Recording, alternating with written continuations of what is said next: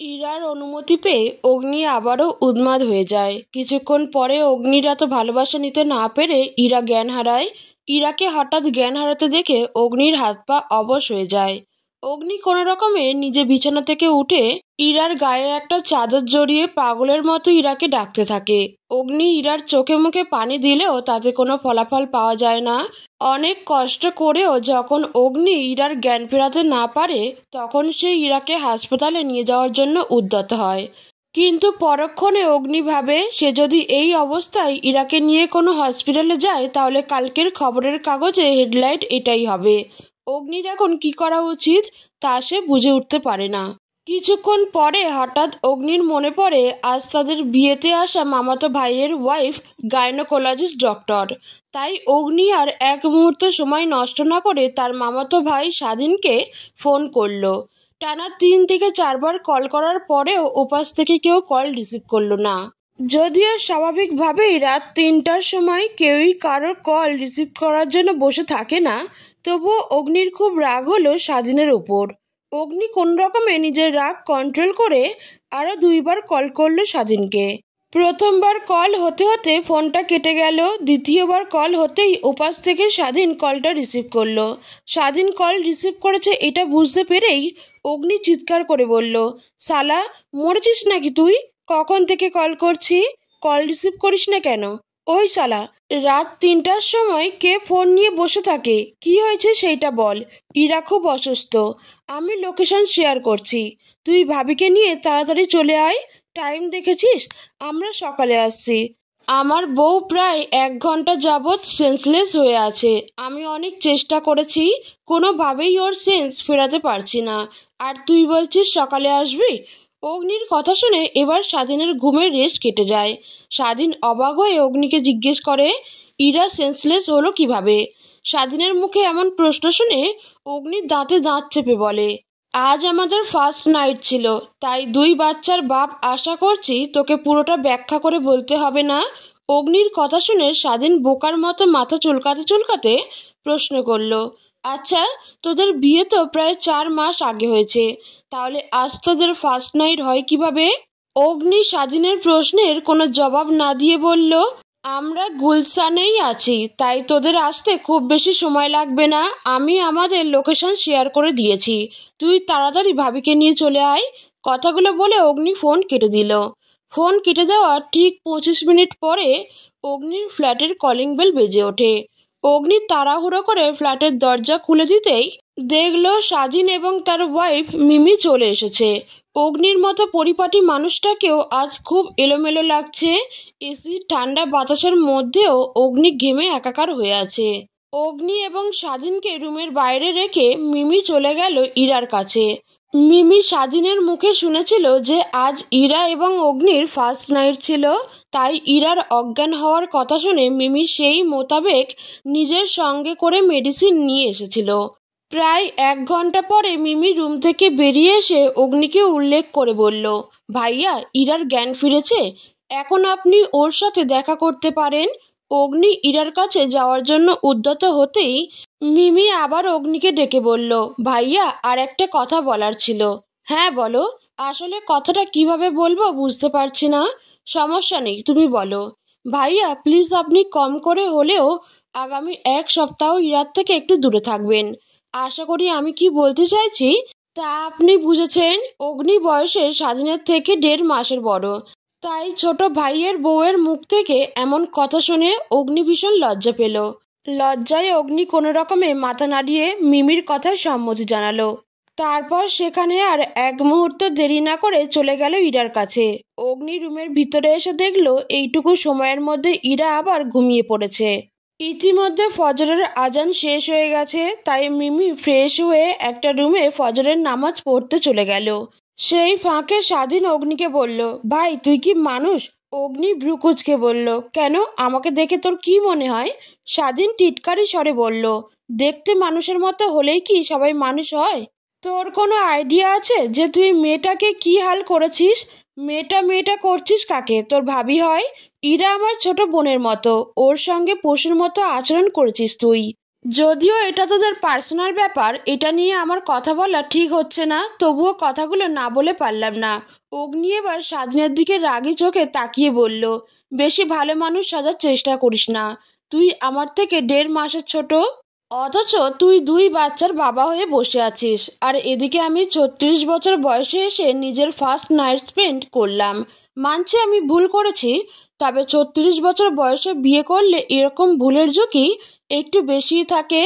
স্বাধীন আরও কিছু বলতেই যাবে, তখনই সেখানে মিমি এসে পড়ে। মিমি এবং স্বাধীনের 5 বছরের একটি মেয়ে এবং 2 বছরের একটি ছেলে আছে। বাচ্চারা যদি ঘুম থেকে উঠে দেখে বাবা মা পাশে নেই তাহলে অনেক কান্না করবে। তাই মিমি নামাজ শেষ করে আসতেই মিমিকে নিয়ে স্বাধীন বাসার উদ্দেশ্যে রওনা হয়। চলে যাওয়ার সময় স্বাধীন অগ্নির দিকে তাকিয়ে টিটকারিমূলক ভাবে বলে, যারা নিজের বউয়ের কেয়ার করতে পারে না তাদের উপর জনগণ দেশের দায়িত্ব কিভাবে দেয় আমি বুঝি না। অগ্নি দাঁতে দাঁত চেপে স্বাধীনের কথাটা হজম করে নেয়। সকালে 10টার দিকে ইরার ঘুম ভাঙে। ইরা চোখ খুলতেই দেখে অগ্নি তার পাশে বসে খাটের সঙ্গে হেলান দিয়ে ঘুমাচ্ছে। ইরা উঠে বসার জন্য একটু নড়াচড়া করতেই অগ্নির ঘুম ভেঙে গেল। তারপর ইরা কিছু বুঝে ওঠার আগেই অগ্নি হঠাৎ ইরাকে শক্ত করে জড়িয়ে ধরল। ইরা কোনো রকমে ভাঙা গলায় বলল, কি হয়েছে, এরকম করছেন কেন, ছাড়ুন প্লিজ। অগ্নি ইরাকে জড়িয়ে ধরা অবস্থায় উত্তর দিল, সরি বেবি, আমি বুঝতে পারিনি তোমার এতটা কষ্ট হবে। হঠাৎ আমি কিভাবে যেন কন্ট্রোললেস হয়ে গেলাম। বিশ্বাস করো আমি তোমাকে ইচ্ছে করে কষ্ট দেইনি। অগ্নির কথা শুনে ধীরে ধীরে রাতের ঘটনাগুলো ইরার চোখে ভাসতে শুরু করলো। সেই সব কথা মনে পড়তেই ইরার গাল দুটো লজ্জায় একদম লাল হয়ে গেল। আজ বউভাতের অনুষ্ঠানটাও খুব সুন্দর মতো কেটে গেল। তবে মায়ার কাছে আজ ইরাকে খুবই অসুস্থ মনে হলো। যদিও ইরাকে মায়া কয়েকবার জিজ্ঞেস করেছিল যে অসুস্থ কিনা, কিন্তু প্রতিবারই ইরা বলেছিল যে এত এত লোকজনের ভিড়ে তার নাকি অস্বস্তি হচ্ছে, এছাড়া কিছুই না। সারাদিনের অনুষ্ঠান এবং সমস্ত ঝামেলা শেষে মায়া অনেকটা সময় ভিডিও কলে তন্নির সঙ্গে কথা বলল। মায়ার মিসক্যারেজ হওয়ার কথাটা তন্নি জানে, তাই তন্নি এই কয়েক মাস যাবৎ প্রতিদিনই নিয়ম করে মায়ার সঙ্গে কথা বলে আসছে, যেন মায়ার মনটা একটু হালকা হয়। এদিকে তন্নি প্রেগনেন্ট, এই কথাটা জানার পর থেকে খানবাড়িতে খুশির বন্যা বয়ে যাচ্ছে। তন্নির প্রেগনেন্সির কথা শুনে মায়াও অনেক খুশি হয়েছে। তবে তন্নির বাবু হবে এই কথাটা শোনার পর থেকেই মায়ার মাথায় একটাই কথা ঘুরপাক খাচ্ছিল, সেটা হলো তন্নির বেবি হলে বেবি মায়াকে কি বলে ডাকবে, মামি নাকি খালামণি? এই প্রশ্নটা মায়া বেশ কয়েকবার বাড়ির সবাইকে করেছে। অবশেষে আতিয়া বেগম এটার একটা সমাধান বের করে দিয়েছে। আতিয়া বেগম মায়াকে বলেছে, তন্নির বেবি হলে মামির মা এবং খালামণির মণি যোগ করে মায়াকে মা প্লাস মণি অর্থাৎ মামনি বলে ডাকবে। আতিয়া বেগমের এমন সমাধান বের করে দেওয়ায় মায়া তো মহা খুশি। তবে এত আনন্দের মাঝেও যখনই সেদিনের দুর্ঘটনার কথা মনে হয় তখনই মায়ার বুকটা খাকা করে ওঠে। মায়ার নিজের মাঝে এক অসীম শূন্যতা অনুভব করে। দেখতে দেখতে কেটে গেছে আরও 2 দিন। মায়া এবং তুর্য আজ লন্ডনে ফিরে যাবে। মায়া এবং তুর্য দুজনে নিজেদের লাগেজ নিয়ে ড্রয়িং রুমে আসতে বডিগার্ডরা লাগেজগুলো তাদের হাত থেকে নিয়ে গাড়িতে রাখার জন্য চলে যায়। মায়া এবং তুর্য ড্রয়িং রুমে দাঁড়িয়ে বাবা মায়ের থেকে বিদায় নিচ্ছিল, তখনই হঠাৎ আতিয়া বেগম তুর্যর দিকে তাকিয়ে বলল, আমি বিশ্বাস করে তোর হাতে এই বাবা মা মরা মেয়েটাকে তুলে দিয়েছি। আশা করি তুই আমার বিশ্বাসের মর্যাদা রাখবি। দয়া করে ওকে একটু দেখে রাখবি। মা, তুমি এভাবে বলছো কেন? আমি কি ওকে দেখে রাখি না? তুই যদি ওকে ঠিকভাবে দেখে রাখতি তাহলে খানবাড়ি আজ দ্বিগুণ আনন্দে সেজে উঠত। তন্নির মতো মায়াও ওর সন্তানের অপেক্ষায় দিন গুনত। হঠাৎ আতিয়া বেগমের মুখে এমন কথা শুনে তুর্য এবং মায়া দুজনেই একে অপরের দিকে তাকায়। তারা বুঝতে পারছে না যে আতিয়া বেগম এই ঘটনার কথা কিভাবে জানলো। তখনই আতিয়া বেগম আবার বলতে শুরু করলেন, অনেক আগেই তন্নি আমাকে সবকিছু বলেছিল। তুর্য করুণ চোখে তখন তার মায়ের দিকে তাকিয়ে বলে, বিশ্বাস করো আম্মু, আমি জানতাম না যে মায়া প্রেগনেন্ট। আর কিচেন থেকে আসার সময় মায়া হঠাৎ করে পড়ে গিয়েছিল। মায়ার প্রেগনেন্সির কথা জানলেও হয়তো আমি কিছুই করতে পারতাম না। ওটা হয়তো আমাদের ভাগ্যে ছিল। তুর্যর কথা শুনে আতিয়া বেগম এই বিষয়ে আর কথা বাড়ালেন না। সে তুর্য এবং মায়াকে জড়িয়ে ধরে বলল, আল্লাহ তোদের উপর থেকে সকল মুসিবত দূর করুক, আল্লাহ তোদের সুখে রাখুক। তারপর তুর্য এবং মায়া বাড়ির সবার থেকে বিদায় নিয়ে রওনা হয় এয়ারপোর্টের উদ্দেশ্যে। তারপর তারা উড়াল দেয় লন্ডনের উদ্দেশ্যে। তুর্য এবং মায়া লন্ডনে ফেরার পরে বেশ কয়েকটা দিন কেটে গেছে। মায়া এখন প্রতিদিনই ভার্সিটি শেষ করে তুর্যর অফিসে চলে যায়। তারপর সারাদিন তুর্যের সঙ্গে অফিসের বিভিন্ন কাজ করে রাতে দুজন একসাথে বাড়ি ফেরে। যেহেতু ইরাও এখন লন্ডনে নেই, তাই মায়া নিজেকে বড্ড একা অনুভব করে। সারাদিন মায়া বাসায় একা একা মন খারাপ করে বসে থাকে। বাংলাদেশ থেকে ফেরার কিছুদিন পরে তুর্য নিজেই মায়াকে বলেছিল তুর্যর অফিসে জয়েন করতে। মায়া ও তুর্যর কথা শুনে খুশি মনে তুর্যর সঙ্গে অফিসের কাজ করতে শুরু করে। এভাবেই মায়ার পড়াশোনা, অফিস এবং সংসার সব মিলিয়ে খুব সুন্দরভাবেই কেটে গেল আরও একটা বছর। গত একটা বছরে ইরা আর লন্ডনে ফেরেনি। অগ্নির সঙ্গে ইরার সংসারটা খুব ভালোই যাচ্ছে। অগ্নির ভালোবাসা এখন ইরাও উপলব্ধি করতে পারে। হয়তো ইরাও মনে মনে অগ্নিকে ভালোবাসে, তবে এই এক বছরের সংসার জীবনে ইরা কখনো সেই ভালোবাসার কথা মুখে স্বীকার করেনি। গত কয়েকদিন যাবৎ ইরা খুবই অসুস্থতা অনুভব করছে। সে কোনো কিছু স্মেল নিতে পারছে না, সাথে মাথা ঘোরা এবং বমি বমি ভাব তো লেগেই আছে। কিন্তু আজ সকাল থেকে শরীর খারাপের মাত্রাটা একটু বেশিই বেড়ে গেছে। তবুও ইরা কাউকে কিছু বলল না, কারণ কিছুদিন আগে বিপক্ষ দলের লোকজনেরা অগ্নির ছেলেপেলের ওপর হামলা করেছিল। সেই বিষয়টা নিয়ে আজ বিপক্ষ দলের লোকজনদের সাথে অগ্নির গুরুত্বপূর্ণ একটা মিটিং আছে। আর ইরা জানে যে অগ্নি যদি একবার বুঝতে পারে ইরা অসুস্থ, তাহলে কোনোভাবেই সে ইরাকে রেখে বাড়ি থেকে বের হবে না।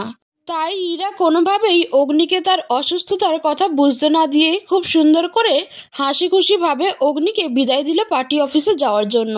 অগ্নি চলে যাওয়ার ঘণ্টাখানেক পরে ইরা শারমিন শেখের কাছে গিয়ে বলল, মামি আমি একটু বাইরে যাব। শারমিন শেখ স্বাভাবিকভাবেই ইরাকে জিজ্ঞেস করলো, কোথায় যাবে, শপিংয়ে? অগ্নির সঙ্গে গেলেই পারতে। বিপক্ষ দলের লোকেরা যেভাবে আমাদের ক্ষতি করার জন্য উঠে পড়ে লেগেছে, এই মুহূর্তে আমাদের কারোরই একা বাইরে বের হওয়াটা ঠিক হবে না। ইরা তখন আমতা আমতা করে বলল, আসলে কিছুদিন যাবৎ আমার শরীরটা ভালো যাচ্ছে না, তাই আমি ডক্টর দেখাতে যেতে চাইছিলাম। ইরার অসুস্থতার কথা শুনে শারমিন শেখ উতলা হয়ে জিজ্ঞেস করে, কী রে মা, তোর কি হয়েছে? তুই গত কয়েকদিন যাবৎ অসুস্থ, অথচ তুই আমাকে সেটা আজ বলছিস? ইরা যখন শারমিন শেখের পাশে বসে আস্তে আস্তে বলতে শুরু করলো, আসলে গত কয়েকদিন যাবৎ আমি নিজের ভেতরে দুর্বলতা অনুভব করছি। কেমন যেন একটু পরে পরে মাথাটা ঘুরিয়ে ওঠে, যে কোনো কিছু খেতে নিলেই কেমন যেন একটা ব্যাড স্মেল আসে। শারমিন শেখ কিছু একটা ভেবে অভিজ্ঞ স্বরে ইরাকে জিজ্ঞেস করলো, তোর লাস্ট পিরিয়ড হয়েছিল কবে? প্রায় 2.5 মাস আগে। ইরার কথা শুনে শারমিন শেখের চোখে মুখে আনন্দের ঝলক দেখা গেল। ইরা তখন বলল, মামি আমি জানি তুমি কি ভাবছো।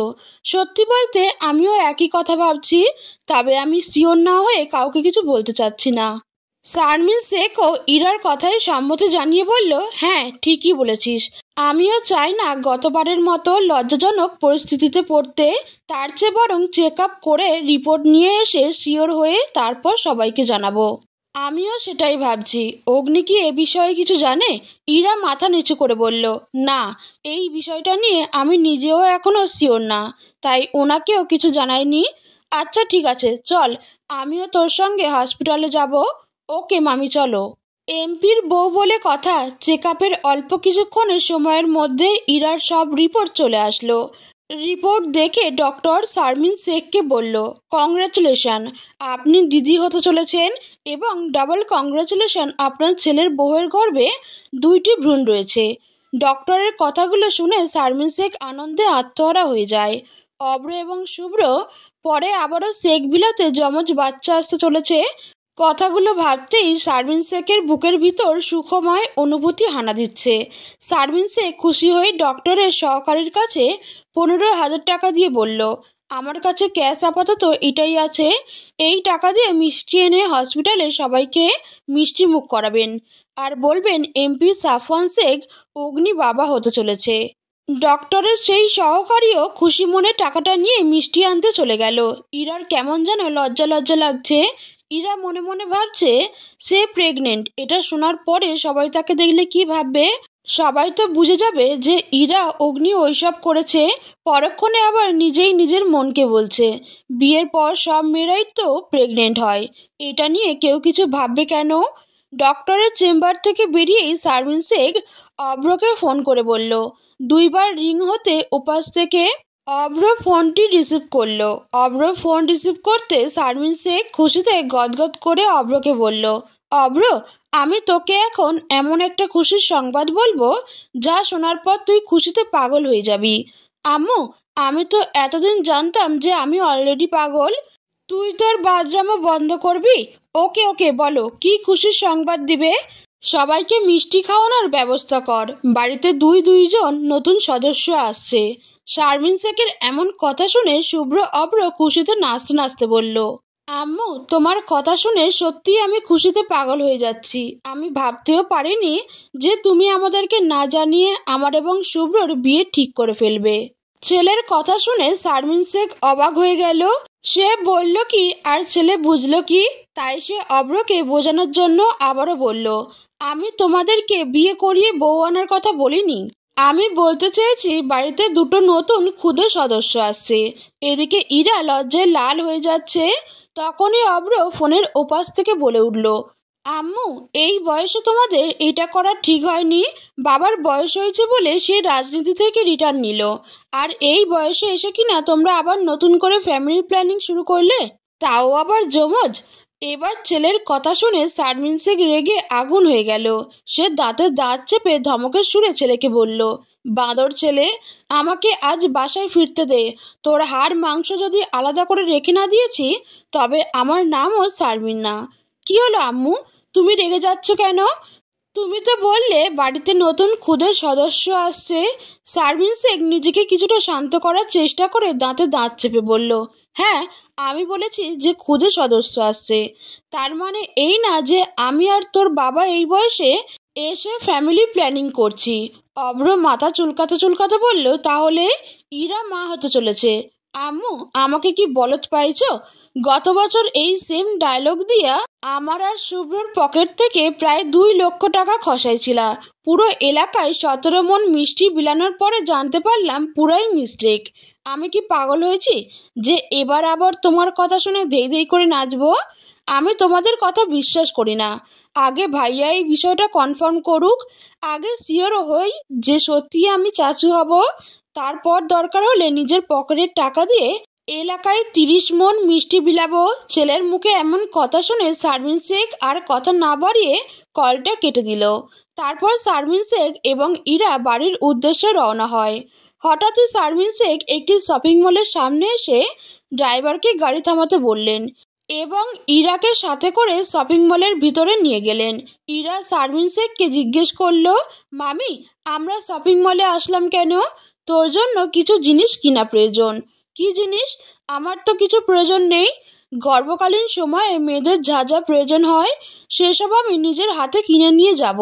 ইরার প্রেগনেন্সির কথা জানার সাথে সাথে শারমিন শেখের এমন পাগলামো দেখে ইরা মুচকি হাসলো। ইরা এখন ভাবছে অগ্নিকে কিভাবে প্রেগনেন্সির কথাটা জানাবে। আর অন্যদিকে শারমিন শেখ মাদার হরলিক্স থেকে শুরু করে গর্ভকালীন সময়ে মেয়েদের যা প্রয়োজন হয় তার সব কিছুই কেনা শুরু করে দিয়েছে। এমন সময় হঠাৎ ইরা দেখলো শপিং মলের ডিজিটাল ডিসপ্লেতে একটি সংবাদ চলছে, যেখানে অগ্নির ছবি দেখিয়ে বলা হচ্ছে যে পার্টি অফিস থেকে বেরোনোর সময় এমপি সাফওয়ান শেখ অগ্নির ওপরে প্রাণহানি আক্রমণ করা হয়েছে। বুকে 2টি গুলি লাগার ফলে গুরুতর আহত অবস্থায় তাকে সিটি হসপিটালে নিয়ে যাওয়া হয়েছে। বর্তমানে ওনার অবস্থা আশঙ্কাজনক। সংবাদটি শোনার সঙ্গে সঙ্গে ইরার হাত পা অবশ হয়ে গেল। তখনই ধূপ করে ইরা ফ্লোরে ঢলে পড়ল।